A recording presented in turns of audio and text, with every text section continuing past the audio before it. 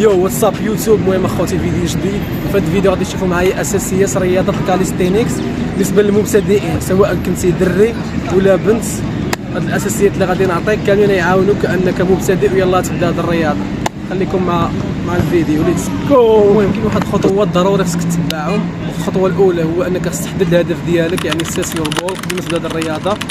وحيتاش الا كان عندك الدوم بزاف في بدايتك خصك تنقص الدوم باش يسهلوا عليك التمارين، حيت التمارين الاغلبيه بوزن الجسم ديالك، يعني الا كانوا عندك الدوم بزاف يكونوا صعاب عليك التمارين. وبالنسبه للفئه الثانيه هي الفئه اللي عندها الدوم بزاف، لهذا خصك عشان يكون عندك يعني تحدد هدف واحد اخر. هذا كيكون بلانات واحد اخرين، وهاد البلانات هما اللي تشوفوا معايا في هذا الفيديو، وشوفوا جميع الخطوات. وخليكم مع لي فيديو. شوفوا معايا اهم حاجه اللي خصكم تعرفوا هي الهدف ديالك ضروري تحدد. بالنسبه للخطوه الرئيسيه هي تبدا بالتمارين المناسبه للمستوى ديالك اللي تشوفوها معايا في الفيديو. يو كما كتشوفوا الورم اب اللي هما التسخينات الضروري منهم كمبتدئ. بزاف ديال المبتدئين كيطيحوا في هذا الخطا وكيتعرضوا للاصابات، يعني كيجي كيتمرن بدون تسخينات. المهم التسخينات عندك واحد 10 15 مينيت ضروري. المهم بالنسبه للتمرين الاول يكون عباره عن استراليان بول ابس ديال المبتدئين اللي ما كيقدش يعني يدير البول اب. غادي يبدا بالاستراليان، يعني اللي ساهله تجيك ساهله في الاول. انت دير بحال هكا طوير كابي صعيب كذا طلع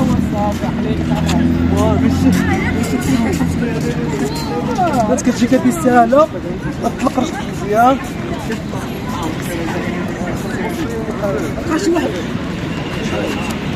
هذا هو التمرين الاول الاستراليان بول ابس للمبتدئين. قبل ما تدوز للبول اب كنتي كتقد انك تضرب الاستراليان بول ابس. غادي تدوز معايا للبول اب ليتس جو. اللي كيقدر يضرب الاستراليان بول ابس غادي تدوز ديريكت للبول اب. تضرب البول اب ديالك عادي. الا كنتي ما تقدرش تضربها تقدر دير ريزيستن بان ولا يعاونك شي صديق.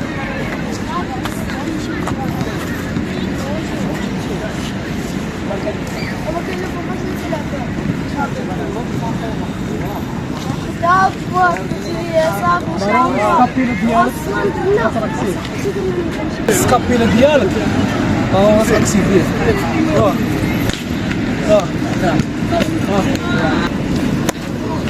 كيفاش السكابيلا ضروري تكون يعني في البولاب اكتيفيا باش ما تقعلكش اصابه اللي انت يلاه بادي مبتدئ. بالنسبه للخطوه الثانيه ولا التمرين الثاني اللي هو اساسي كمبتدئ يلاه تبادر رياضه الكاليستينكس ديبس. غنديروا عباره الاول نيجاتيف ديبس، يعني المبتدئين ما كتقدش تضرب ديبس. اجي معايا ضرب ديبس تنقص تهبط نيجاتيف.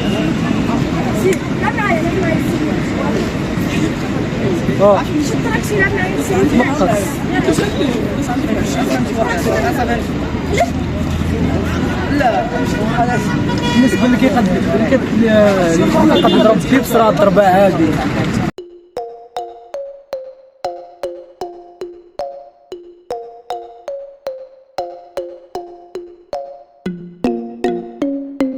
المهم يخليكم معايا. بالنسبه مور ما غادي نعطيو الاساسيات الكاليستينكس كامل لاباز اللي خصك دير موراها جايين. يعني اهم شيء وهو الشيء الرئيسي ما ديرش الاخطاء. غادي تشوفوا معايا كيفاش ما ديرش الاخطاء في التمارين كاملين اللي غادي نعطيو. التمرين الثالث اللي هو البوش اب. كنتي مبتدئ ما كتقدش تضرب البوش اب، تبدا بهذا الفيريشن هذا كابي.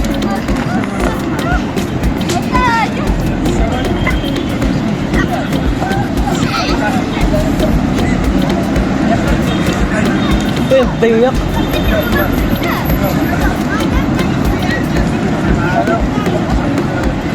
بالنسبه لي ماشي مبتدئ راه ضرب البوش اب عادي. بالنسبه شحال ديال الاكزرسيس خاصو يدير؟ هذوك بلاتي غادي في الخطوه الثانيه ما غادي نهضروا على الطريقه الصحيحه كيفاش تضرب التمرين، وهي الاهم حاجه هي تضرب التمرين صحيح.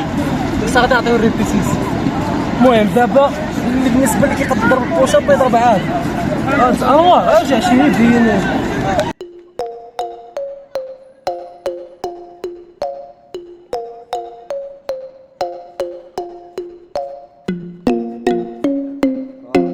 رابع تمرين اللي هو اساسي البيسكس سكوات. كاين لانش سكوات.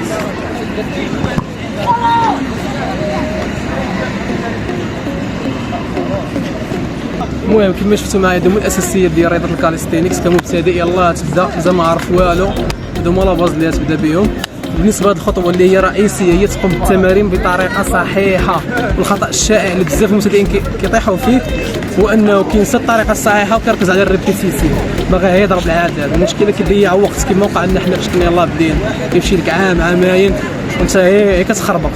يعني اهم حاجه هو تضرب التمرين بطريقه صحيحه كمبتدئ ويكونوا النتائج اسرع، يعني وغادي تكتسب حتى الوقت ديالك. يعني عام 6 شهور تقدر تولي ناضي، الريزولت ناضي. المهم انا نوريكم دابا كيفاش تضرب التمارين كاع اللي وريناكم لاباز بالطريقه الصحيحه. ليتس جو. بالنسبه للتمرين الاول اللي هو بوش اب، ضروري الابس ديالك يعني سير عليهم صافا.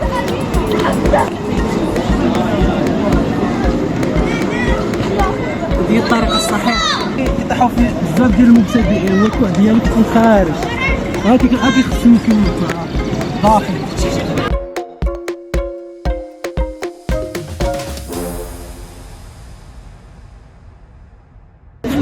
بالنسبه للبوش ابس كاين الضيق دايموند،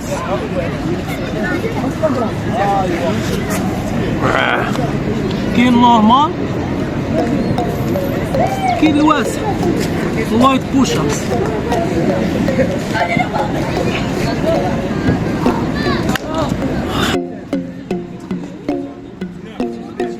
المهم بالنسبه للبولا ضروري السكابيلا ديالك تاكتيفيه. هذه الطريقه الخاطئه اللي كيديرها جميع المبتدئين. ضروري كيقوس ضروري كيطلع بولا بها اكتيفيش السكابيلا ديالك، يعني يوقعوا لك اصابات. سكابيلا الوضعيه يتفاداها باش ما تعرضش الاصابه كما موضح في الصوره. وبدلا من ذلك تاكد بان السكابيلا في وضعيه ديبريشن، نزل كتافك بحال هكا كما وضح في الصوره، عاد دير التمرين ديال الديبس باش تفادى الاصابات. المهم الطريقه الصحيحه ديال الديبس هي الابس ديالك ضروري 90 ديجري كتهبط.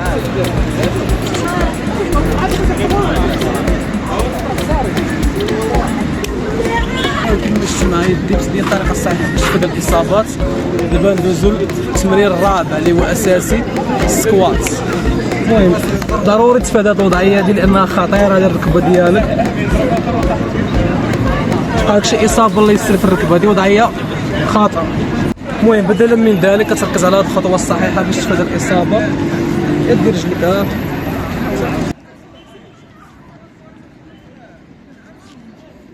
المهم هاد الخطوه هادي حتى هي كيطيحوا فيها بزاف ديال المبتدئين، يعني كتسكواتي بهاد الطريقه، ها تخلي ظهرك هكا لا يستحقك شي اصابه في الظهر، ديما دير خارج.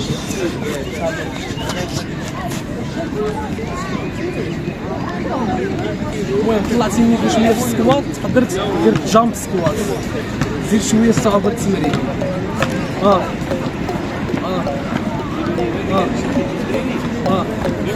عشان كاين ادفانس واحد اخر الصعوبه ديال التمرين.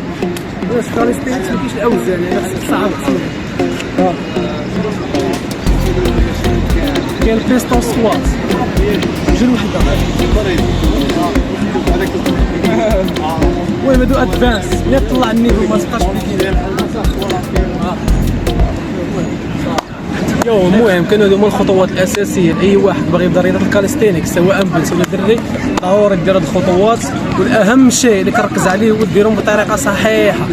وكنتي اخويا واختي مازال كتقدر تضرب بولاب في الفيديو اللي هنايا، تتبع الخطوات، ضروري تفرج تضرب اول بولاب ديالك. ليتس جو.